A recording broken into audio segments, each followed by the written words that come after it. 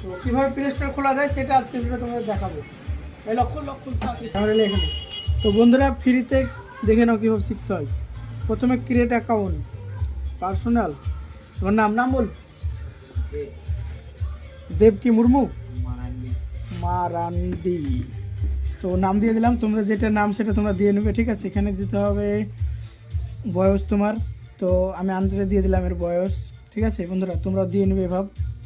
Next, তারপরে তোমার যেটা মনে হবে সেটা তুমি নিতে পারো, এখান থেকে জিমেল সিলেক্ট করবে। পাসওয়ার্ড, ঠিক আছে, আমি পাসওয়ার্ড একটা দিয়ে দিচ্ছি বন্ধুরা, তোমাদেরকে এটা শো করাবো না, ঠিক আছে, তাও দেখে নাও একবার। তো এভাবে next, bus yes I am. খুব তাড়াতাড়ির মধ্যে তোমরা শিখে নেবে, দেখো বন্ধুরা একদম ইজি। একটু টাইম নেবে, এখানে নেট স্লো আছে সেজন্য, ঠিক আছে বন্ধুরা। তো তোমরাও চাইলে নানান রকমের জিমেল থেকে শুরু করে সমস্ত কিছু করতে পারো।